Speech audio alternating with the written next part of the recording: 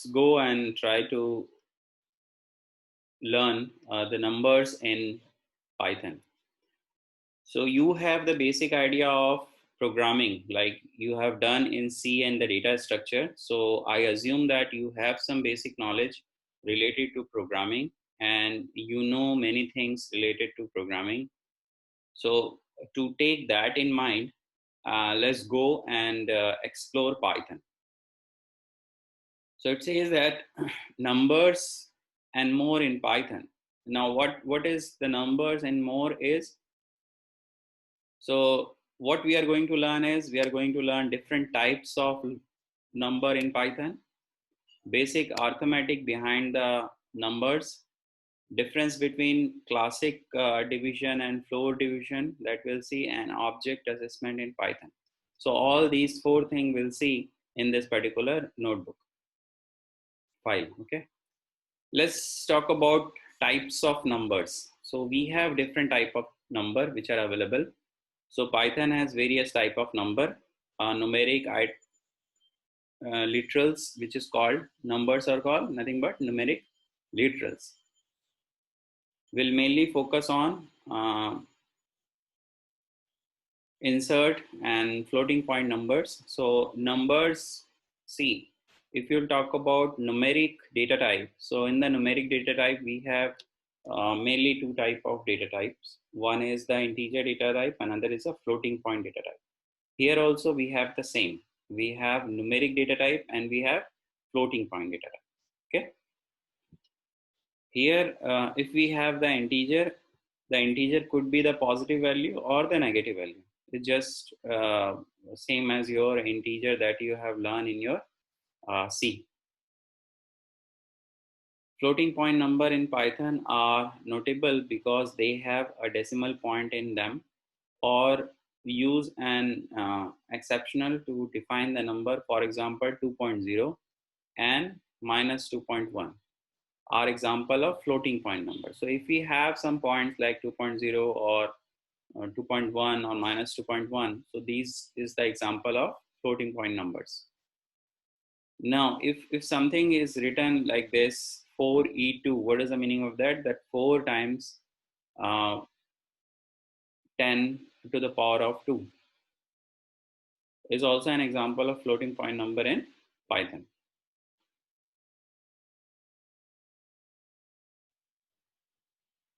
Throughout this course, we are only working with integer and simple float numbers like this. So either we'll take the integer's value or we'll take the floating point value like this. Okay. So you see how it is defined in floating point: 1.2 minus 0.5, 2e2, or we can write 3e2, right? So what is the meaning of that? 3 and then 3 times 10 to the power of 2. Here also 2 times 10 to the power of 2. In that way, or see here it will be exponent of 2. So this is how we can denote the floating points number here. Okay, let's go in some sort of arithmetic. What are the basic arithmetic we have? So what we have learned is the type of numbers. So the type of numbers are two only: integer type and floating point type. Let's go to the arithmetic behind the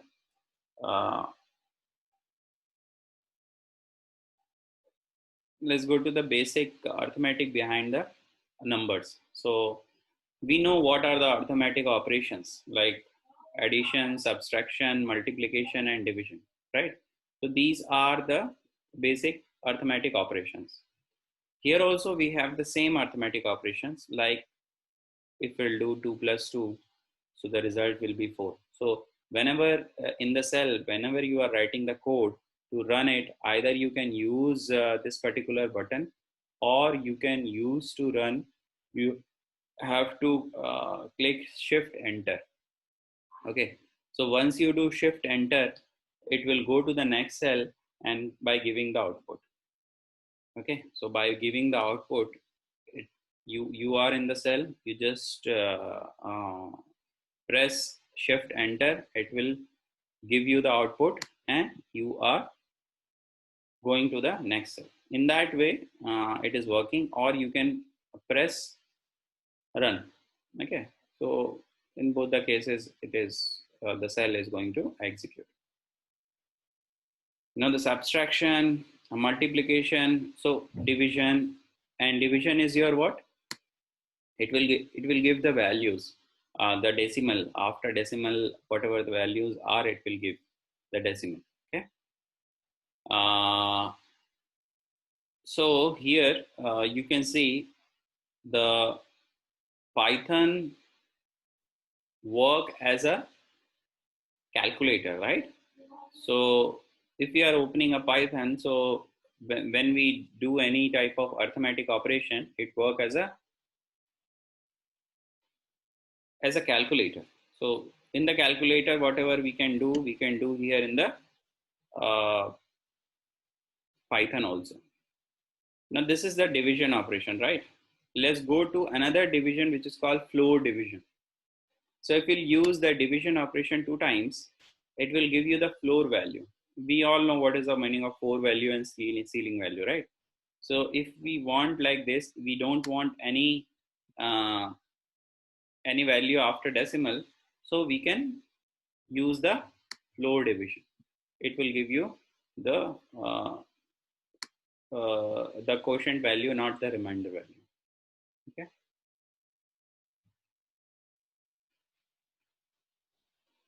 So here you have checked it, right? So it says that 7 divided by 4 is equal to 1.75, not 1. So if we'll divide 7 by 4, so what we'll get? We'll get 1.7, 1.72. Okay. But the floor value, as I told you, that after decimal, whatever is there, it will omit, and the quotient value only it will give, then not the remainder value. So the floor division work like that. The reason we get this result because we are using floor division, and the floor division will be denoted as 2 times divisions operator, and it will truncate the decimal without rounding and return an integer results. So what is the output of this particular operation is your integer. Then we have modulo to find out the remainder, right? So the modulo operation, we know what is the modulo operation in C. We'll use mod. Okay, we can easily use mod and all. So it will work on that. So here also the same, 7 and this percentage symbol, which is a modulo operation, it will give you the modulo. So modulus, we know that when we divide 7 by 4, whatever is the remainder is coming here. Okay. So that is your modulo operation. And then we have different more arithmetic operation like powers. So it is just like 2 to the power of something, right? So if we are writing 2 to the power of 2, so what is the value is 4, right? If we'll write 2 to the power of 3, so what is the value is 8, right? So this is the power that is for that, or to the power of that. So we have to use 2 time star symbol or 2 time multiplication symbol. Okay. Or if you want to do the find out the roots of it, so you can do like this. So it is not it is just like 4 to the power of 1 by 2. So it is just a root over 4, right? So it will give you this particular result, which is 2. So once you run it, and if you want, let's say root over 16, so what is the value of root over 16 is 4, right? So this is how you can use this power. By powering half, you can make a root of it. So see, Python is a simple and readable language. You can see that it is whatever we understood a normal person or the person who don't know about the computing, if he or she want to use the Python is very easy to use. The reason behind this is it is very much readable, and it is uh, just like your normal language. Okay. So here, if we want to solve this, so definitely we have to solve the inner bracket first. So it will be 13, and then we have to solve the outer bracket, which is into 10. It will be 130, and at last we have this operation, which is 2. That will be 132. So this will give you 132. Why? Because we know that how the operation will take place. First, the inner bracket will be evaluated, and then outer, and then outer, in that way. Let's say if you want to uh, solve this, so it will be 13 and it will be 12. So 12 into 13 is your 156. So this is how your uh, equation works in Python. It is very easy to use, and it's just like, as I told you, whatever we understood related to the equation solving, it is same as that. Now let's go to the variable assignments. Now that we have seen how to use number in Python as a calculator. So as I told you, as a calculator, we can use the Python to solve or to write the equations. Let's see how we can assign names and create variables. Now it is the time that we understood that how the variable creation and variable take place. We use a single equal sign to assign label to variable. Let's see a few example here. So we use equal to sign that we already know. So let me tell you that what is a variable. So variable is nothing but the storage area where we store some data, right? So through the variable, we can actually get those data which are there in the storage area, right? And this storage area means your data is stored in some memory, and it is taking some memory to store the data. So let's say if I'll do int x in C, so what will happen is one memory area has been assigned to x, and the memory area, the size of the memory area will be either either 2 bytes. It depend upon your compiler. If it is a turbo compiler, it is 2 byte. If it is a ANSI standard compiler, it will be 4 byte. So it is just like that. So memory is allocated to each and every variable that we create. Now here, it is not like that. Here, depend upon what we are putting into the memory, the variable data types could be changed. So I told you about what is, uh, uh, so you already know what are the different data types. Just now we have seen integer and float type, right? So integer and float, if we have data type, but how we can know that whether A is integer or A is float? Because in the Python, the variable is dynamic. The variable data type is dynamic. So it is of dynamic type.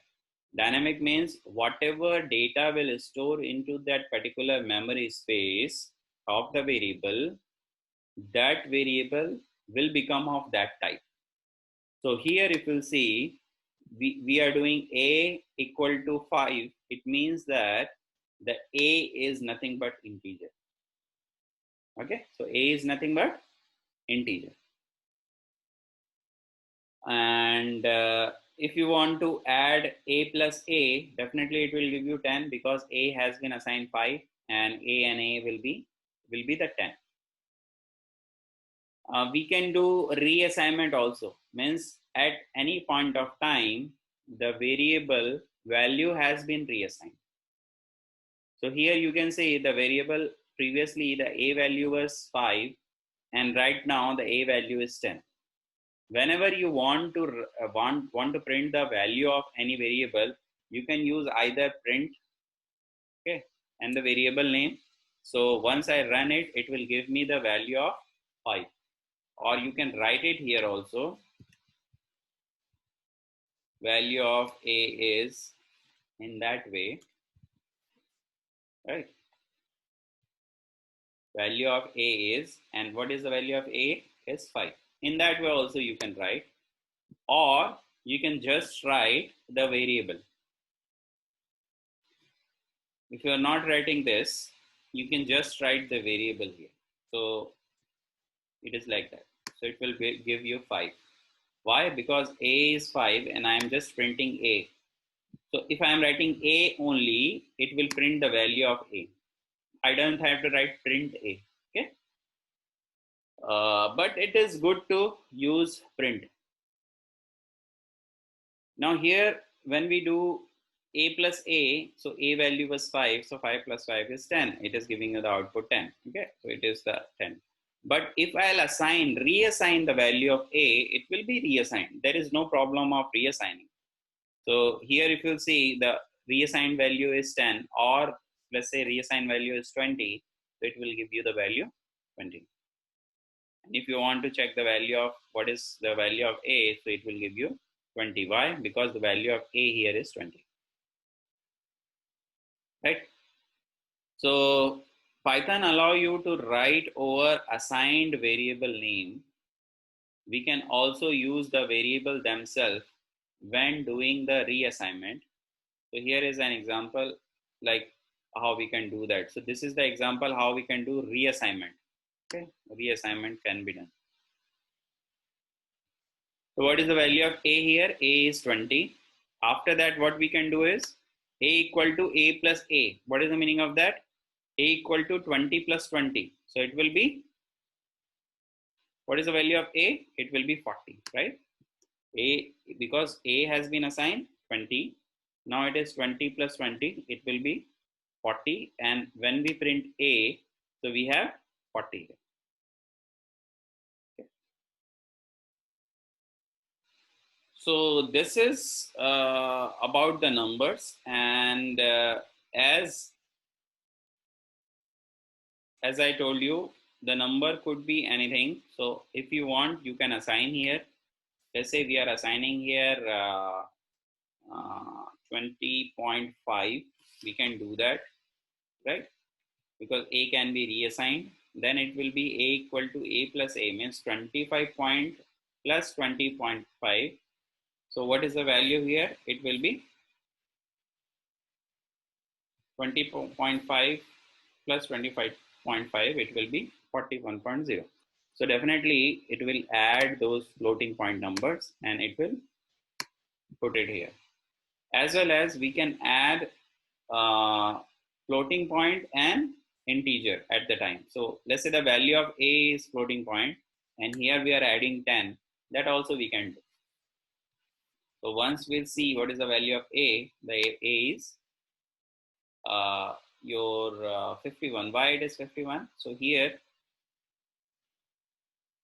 okay, let me do it again. The value of A is 20.5. Here the value of A will be 30.5. Why it is 30.5? It will be 20.5 plus 10. So 20.5 and plus 10, it will be 30.5. And what is the type of A? The type of A is floating point right now. Okay, let's add a cell.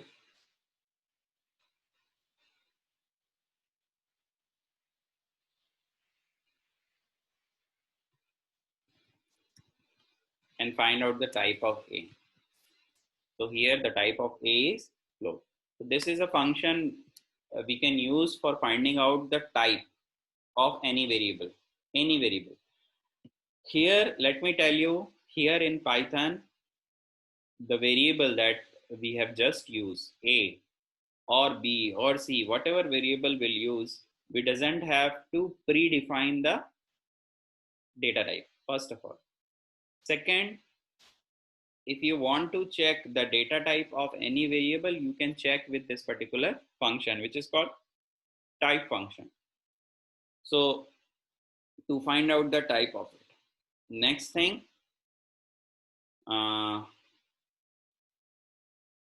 next and very important thing is, whatever variable here we create, we don't say variable, we say here object. Okay, so always remember that in the Python, whatever data type or data structure we'll create, we say that as object.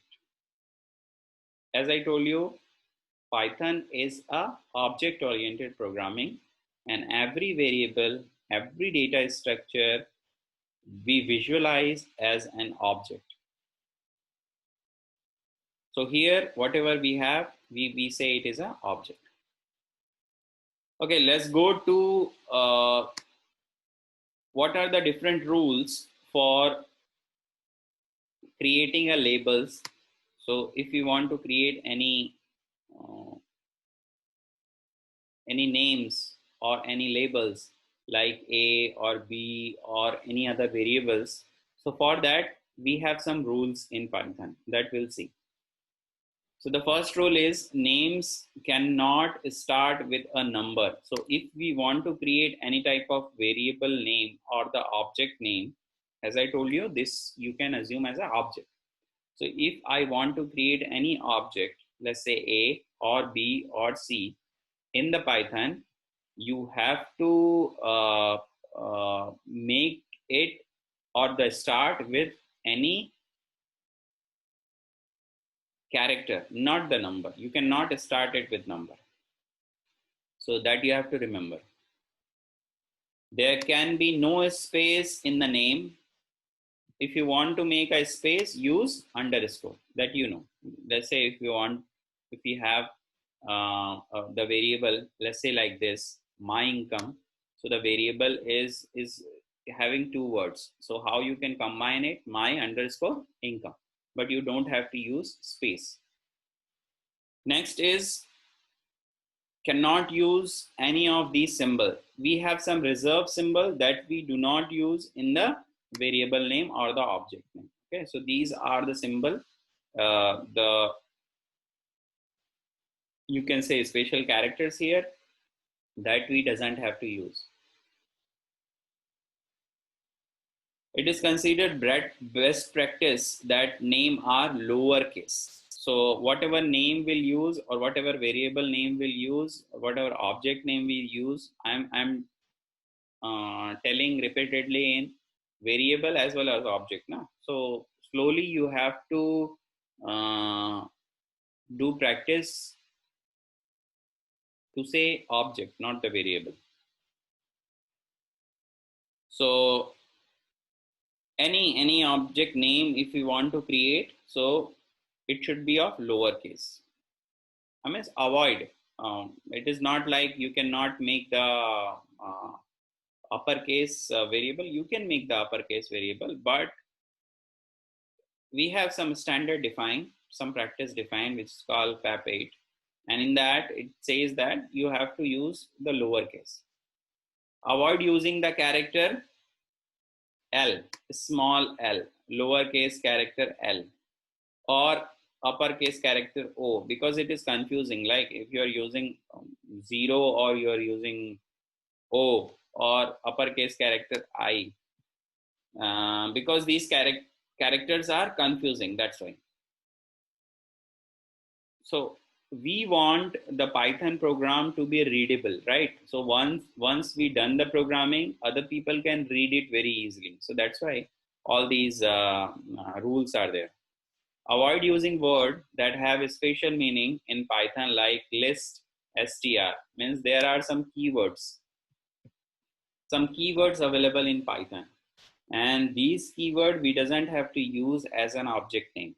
Okay, so that we have to remember, and this is the underlying rule of any language. So if you are using C or C++ or any of other languages, if you have the keywords, that keyword we cannot use as a variable name. Using variable name can be very useful way to keep track of different variable in Python. So we have some examples like this. If we have if we are writing a variable name as my income, so I know that what should be there in my income, right?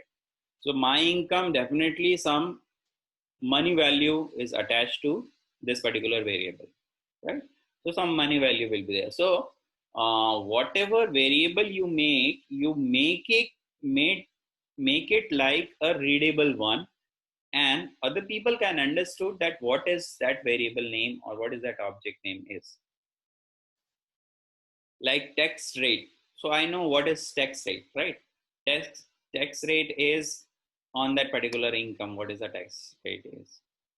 So my tax will be income into the tax rate, and this will be giving you the tax. So if I have the income of 1,000 rupee and 15% tax is applied on it, so my tax deduction will be what? 150 rupees. So it is like that. So we can if you want to run, you can run it, and the value is 150.0. So by default, the variable as this my text is a new variable, and we don't know what is the data type of it. It depends upon the value on it. So what is the value? Here this value is integer value, and this value is float value. How you can find it out? You can find it out very easily. Let's say I am writing it. Type. Let's say the type of my income. What is the type of my income? Here it is. I have given them 1,000, not 1,000 point something, right? So definitely it is integer. So it is integer. Getting it? Now, what is the data type of tax rate? So it is visible, right? So the tax rate would be float, right? So it is float. The data type of tax rate is float. So if I am using here an integer and I'm using here a float to multiply it, what is the result? Result will be again floating point. So what is the data type of my tax? So it is underlying that the data type of my taxes will be floating point, right? So that's why we are getting the result as 0.0. Getting it? Even though it is an integer number, and after floating point there is only 0, but we cannot say that it is an integer. It is a floating point.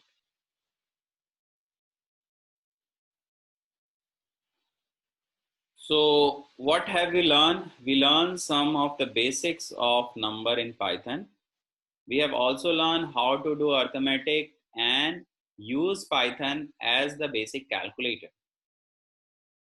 We then wrap it up with learning about variable assignment in Python. That how we can assign the variable into the Python. Okay.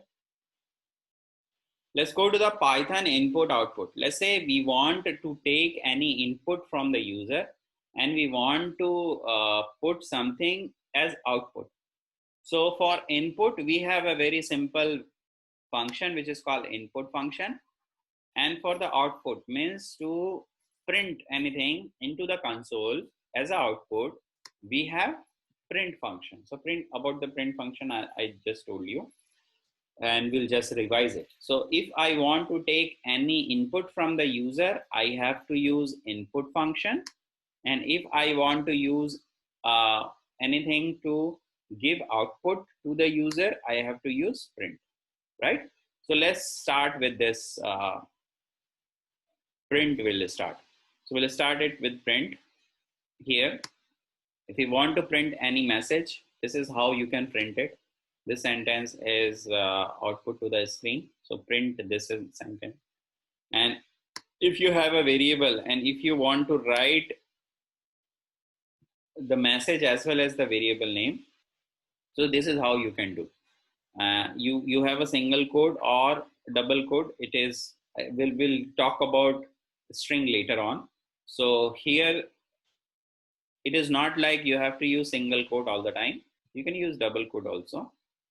Print, then we have a single quote, the value of a is, and then we'll just close the quote, and after that comma and a.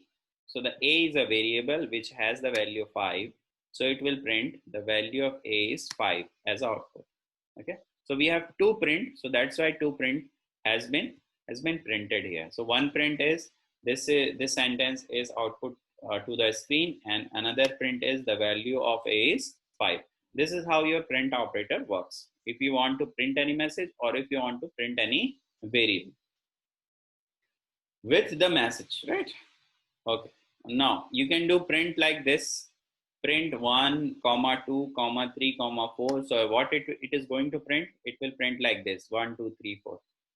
Okay. It is very, as I told you, it is very readable. We doesn't have to think much in Python. Okay. Here what it is printing, it is printing 1, 2, 3, 4 with the, in the step you have to use this particular symbol. So whatever the step you are getting, you have to use star symbol. So this we can use with the print operation, step or SEP.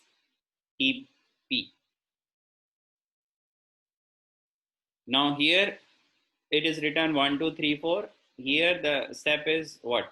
Hash, and at the end we are just printing this AND symbol. So it is like that we can do. So this particular print function has this syntax. If you'll see, this is the syntax of the print function. So what is the syntax? Print, and then we can use the objects. Objects, as I told you, these variables, okay? Or any of the object means your numeric value is also an object. So we can use anything here. We can use the string. If you want, you can use the string. That is also possible. So this is your object. Then there is a separator, SEP, that you have to write. Just now we have written star and hash as a separator. Then we can use AND. AND means it at the end what you want to do. At the very end, what you want to do, that you can do. Then we have file and flush. So what is file and flush? So file, an object with a write method, default is sys.std out. Here, this about the file we'll see when we learn the concept of file handling.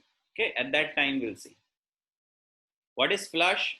Flush is a boolean specifying if the output is flushed, then it is true, or buffered, it is false. Default, it is false. Okay. So that's looking good. So we can use this print, and this is the syntax of the print that we can use. Okay. Let's see, if we have two variables x and y, then how we'll print it. So we can print in this particular format if you want. This is also a format to print. So the value of x is, and then curly bracket, and the value of y is the curly bracket where we want to print x and y value, and then what we want to print. So dot format x and y. So this first curly bracket x will come, and another curly bracket y will come. This is also a way how we can print the value of x and y with the help of a format function. Okay, with the help of a format function. So this is all about printing or the print statement. Let's go to the taking the input. If I want to take the input from the user, so this is how I can do. I have to use this syntax, input syntax, and in that I'll write the message, and this will take the input from the user. So it will take the input from the user and put it into the variable or the object num, and it is going to print it here. So if we'll just run it, it is saying that enter the number. So let's say I have entered 20, and I'll just make it enter. So it is written here that enter the number 20. So this is how it will be Done. Okay.